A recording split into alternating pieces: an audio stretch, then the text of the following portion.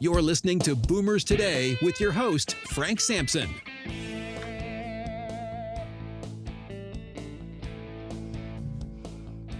Well, welcome to Boomers Today. I'm your host, Frank Sampson. Of course, each week we bring you important and very useful information on issues facing baby boomers, their parents, and other loved ones. And I every single show, for those of you that listen in regularly, I thank you. And I thank you because our listeners are growing each and every day. And it's because of you.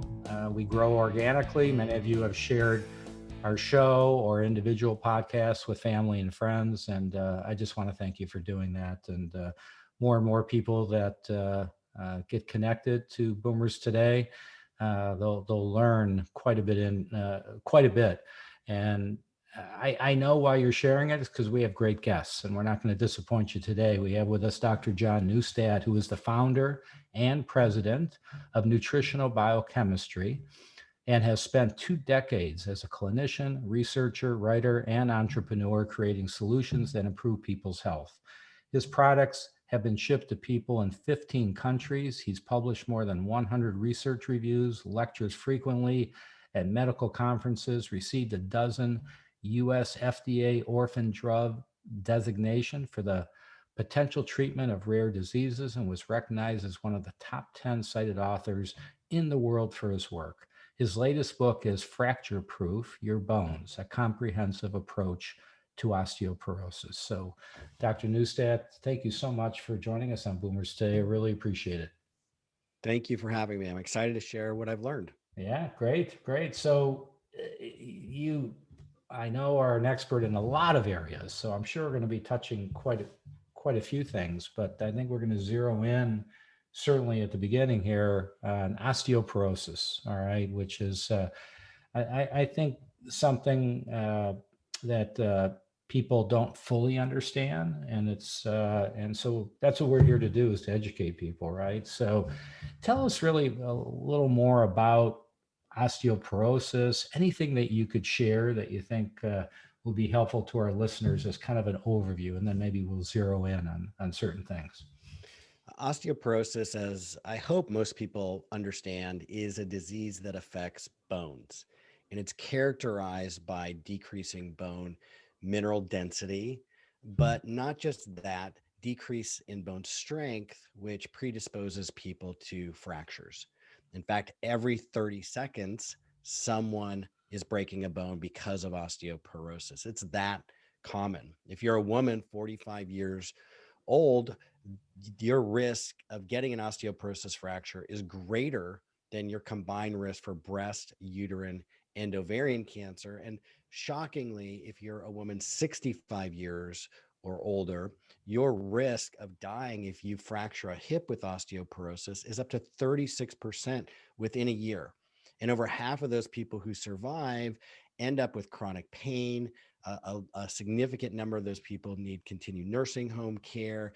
It wreaks havoc not only on people's quality of life, but on their finances because of all the added medical expenses. And in fact, osteoporosis causes more days spent in the hospital than other diseases like heart attacks and diabetes and breast cancer. So I'm hoping to raise awareness about this condition and help share what people can do to reduce their fracture risk and improve their bone health. So you particularly mentioned women. You said women over 45. Why do you think that is? Why women? And is it can men get osteoporosis? Why is it, and if so, why is it more common in women? Great question. Men can get osteoporosis, but 80% of osteoporosis cases are in women, only 20% in men. Osteoporosis primarily affects people as they get older. And in women, what happens when they go through menopause and estrogen declines, that is through menopause and the 10 years after are the fastest rate of bone loss. And that's because estrogen, one of estrogen's role is to maintain bone health and bone strength. And so when estrogen goes down, women often will start losing bone much faster. And that's why it affects women more than men. So You were starting to talk about it. Maybe can it be prevented? Number one, and number two, if somebody does have osteoporosis, can it be cured? So yes, of course it can be prevented. Not everybody gets osteoporosis, and therefore we know that it's not inevitable. And there's so many things that people can do to maintain their bone health and even improve their bone health. You mentioned the word cure. There are lots of things people can do that have been shown to improve bone density and reduce fracture risk. In terms of reducing somebody's risk from getting osteoporosis in the first place, some of the best things that people can do revolve around diet and exercise and lifestyle.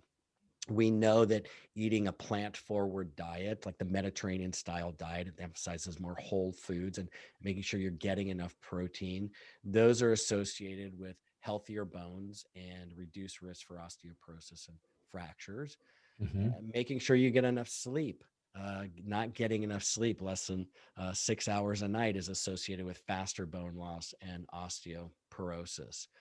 Exercise, very important. Exercise can help build bone mineral density and strengthen bones, but it also helps improve balance. And 95% of fractures are caused because somebody falls.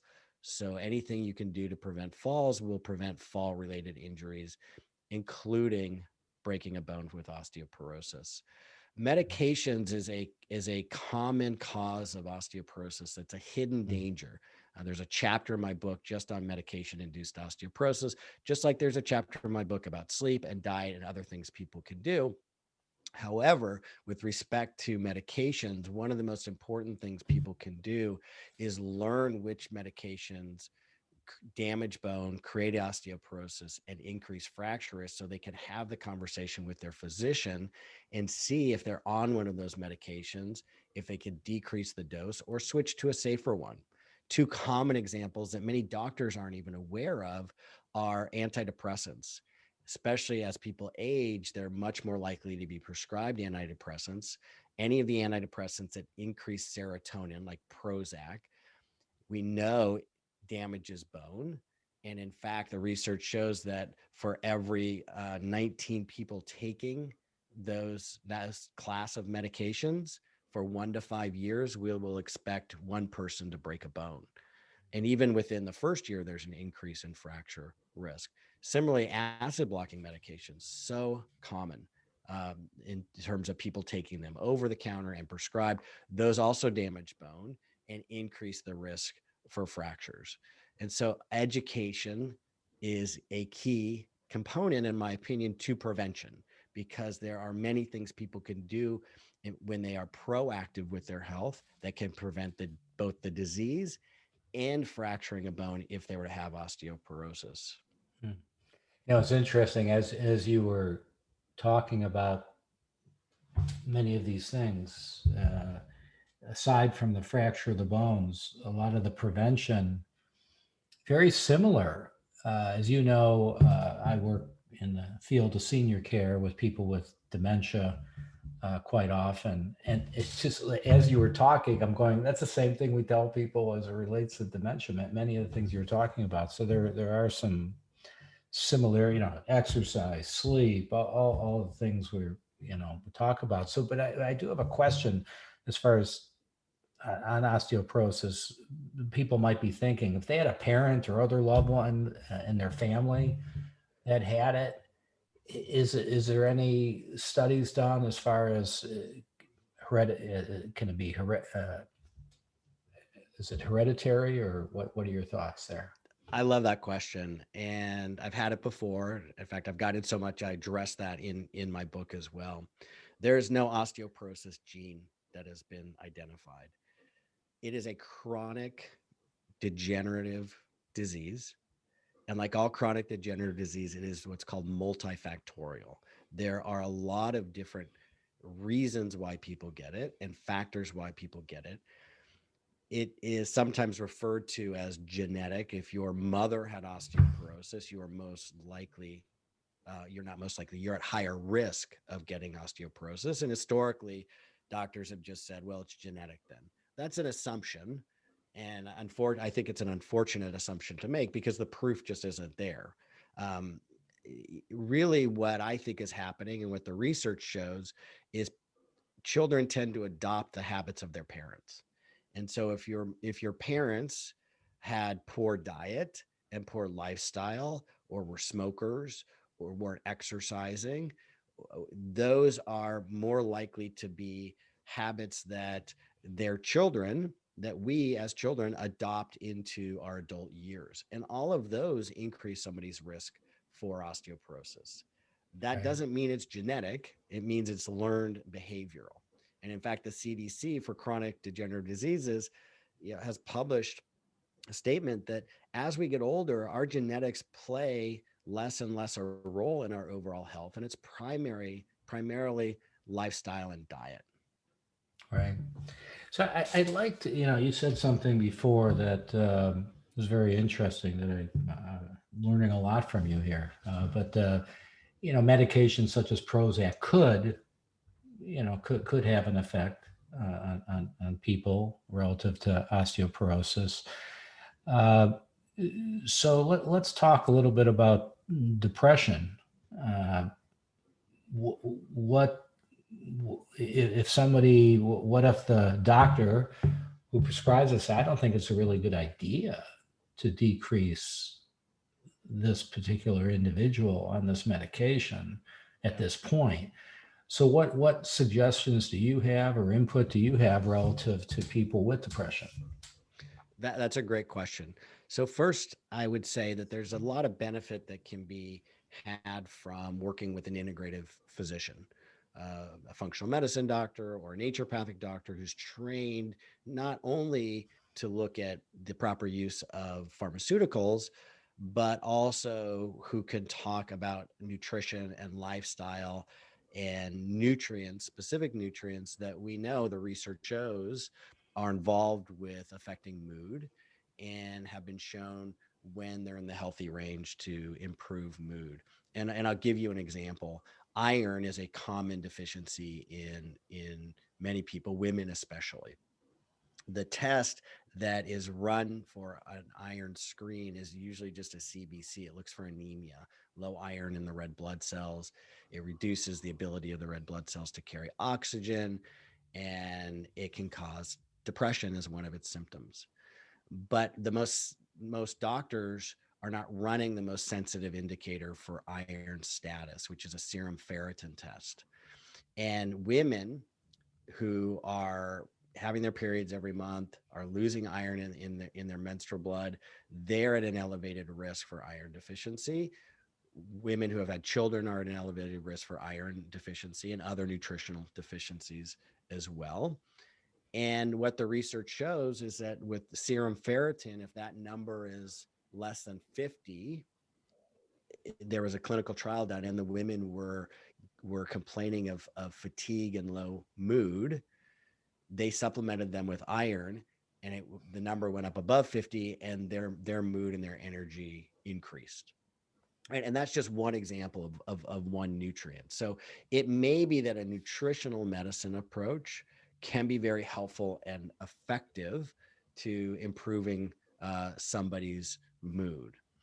If they have to stay on the medication, then it's important to ask the doctor, well, is there another type of antidepressant that doesn't damage bones that might be better for me? And there are categories of antidepressants that do not have the bone damaging risk that the SSRIs do, the Prozacs and similar medications. Right. If they're staying on the medication, then the important question to ask, and I go through this in the book a lot, like what questions to ask your doctor? What are the important questions? A question to ask is, what can I do to reduce my risk of my bone being damaged? What can I do to support my bone health? And so I look at nutrients in clinical trials and what nutrients have been shown to promote healthy bone mineral density, but also to maintain strong bones based on a reduction in fractures indicated by fewer fractures in clinical trials. And of all the nutrients out there, there are only 4 that meet those criteria. Just because somebody's bone density increases, by the way, it doesn't mean their fracture risk is decreasing. Interesting. A bone density test only predicts 44% of women with osteoporosis who will break a bone and only 21% of men. And in fact, we now know that even when people are on the FDA approved medications for osteoporosis, changes in bone mineral density, that number on a test, is not a good indicator for the effectiveness of that medication. If you've never had a fracture with osteoporosis before, in fact, and what that means, what we're trying to do is prevent a first fracture from happening, or it's called primary fracture prevention. There's only one of the FDA approved medications that's been shown to prevent both vertebral and hip fractures, and that's Zometa. Fosamax, which is alendronate, the oral bisphosphonates, those do not prevent a both vertebral and hip fracture if you've never had one before, despite the fact that your bone density goes up. So I use that just as an example that bone density isn't the whole picture in terms of reducing fracture risk. Unfortunately, most doctors are only treating the number on the test and not the person sitting in front of them.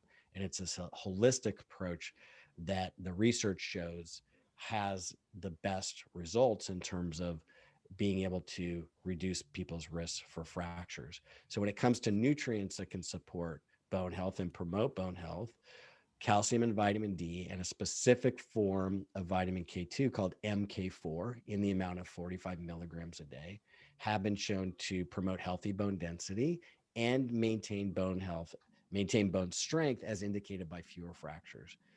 And of those, only the MK4 form of vitamin K2 has also been studied in combination with other medications that are known to damage bone, like prednisone, for example, or leuprolide, or phenytoin, which is an anti-seizure medication, and been shown to stop and reverse bone loss caused by those medications. Now, to be clear, these are nutrients, they're dietary supplements, they're not approved by the FDA to diagnose, treat, prevent, or cure any disease. But in terms of promoting bone health, supporting bone strength, those nutrients have the most research on them and are shown to work. Great. Great information. Great information. We're going to take a real quick break, I promise, just 30 seconds or so. When we come back, I'd like to talk more about your book and how people can get it. And I want to zero in a little bit more about sleep or lack of sleep and get your input on that as well. So, do you know anybody who may be concerned about an older driver? Well, Senior Care Authority's Beyond Driving with Dignity program is a facilitated self-assessment program for older drivers. This program has been designed to serve as a vital tool to facilitate older drivers and their families as they make appropriate decisions regarding the future of one's safe driving career. If the individual is a safe driver, an advisor will provide him or her with strategies and how to remain a safe driver as they progress through the aging process. If driving retirement is the appropriate decision, then the individual and their family are offered possible alternatives, resources, and a specific plan to ensure a smooth and successful transition from the driver's seat to the passenger seat. So to learn more, you can go to www.beyonddrivingwithdignity.com or call 877-907-8841 to connect with a Senior Care Authority advisor in your area. We're back with Dr. John Neustadt, who is the founder and president of Nutritional Biochemistry. We're speaking about osteoporosis and many other issues that he's an expert on. So, Dr. Neustadt, I know I'd like you to talk about a little bit about your book. Who do you think you're targeting for that book? A little bit more about it, and anything else you'd like to share with our listeners on all the great work that you're doing. My book is called Fracture Proof Your Bones, a comprehensive guide to osteoporosis. And I wrote it as a labor of love.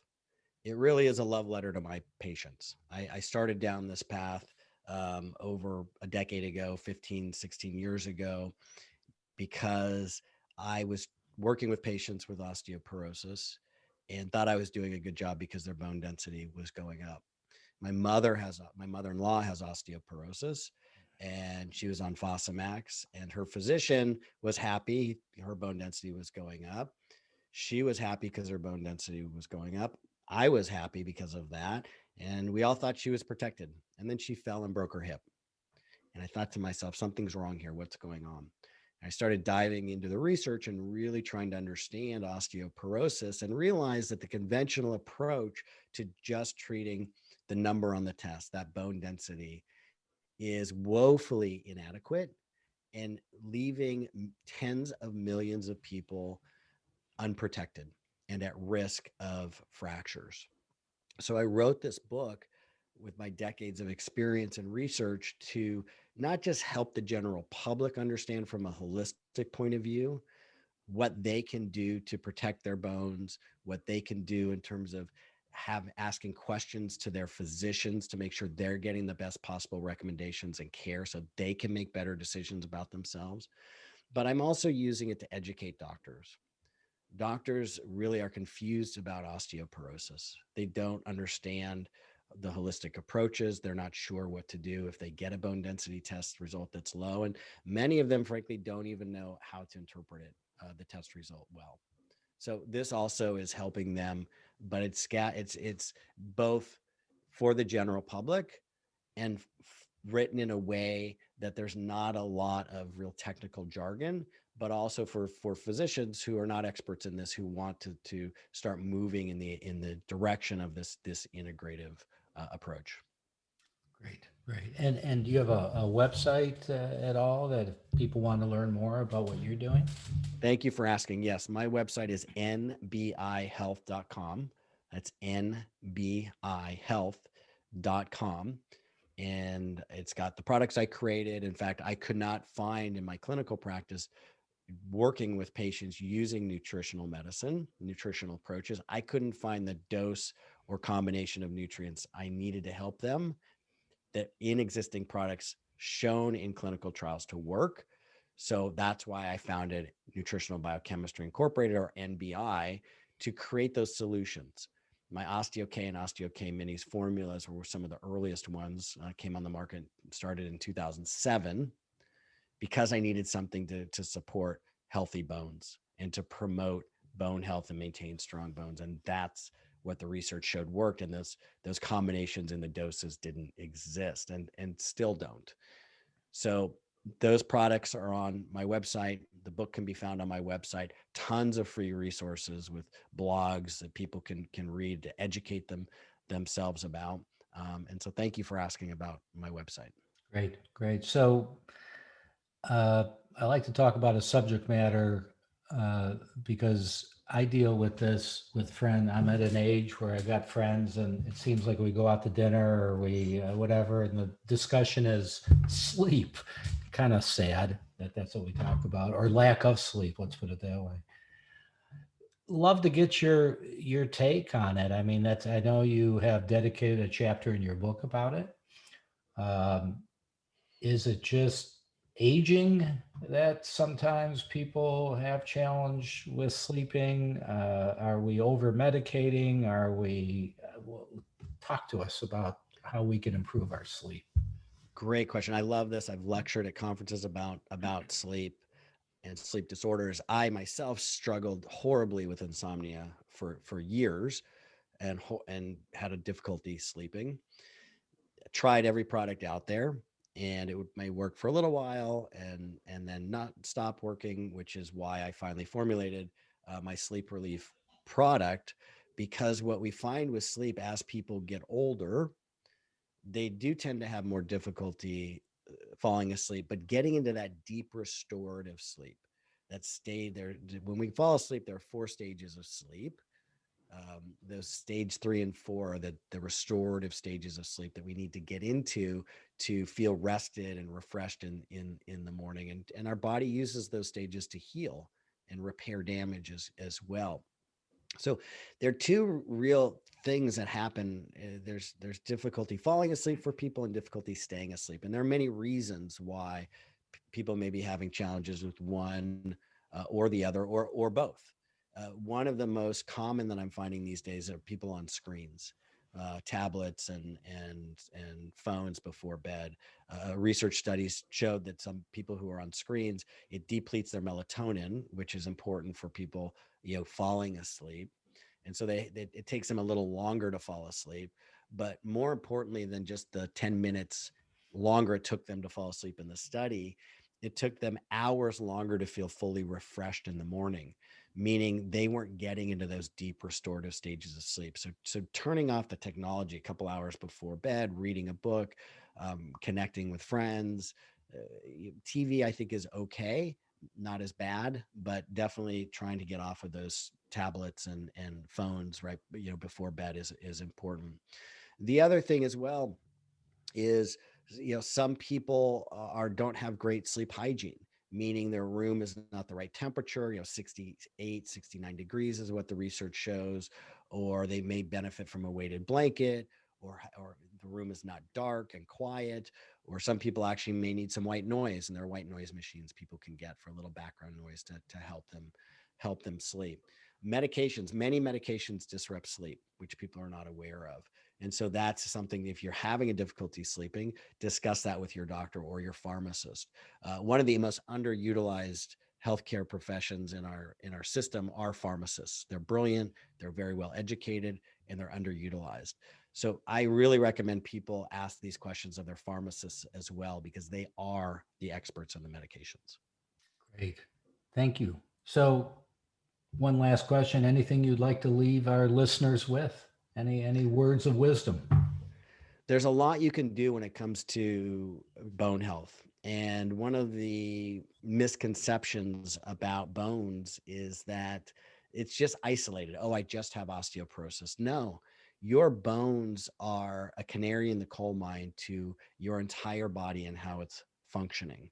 If your bones are getting weaker, if you're losing bone density, you are likely having other issues and other damage to other organs in your body as well. When you follow these holistic approaches, as you mentioned, that I talk about in my book, diet, lifestyle, exercise, you're not only strengthening and building your bones and reducing your risk, but you're also reducing your risk for Alzheimer's disease, diabetes, cancer, cardiovascular disease, and on and on and on.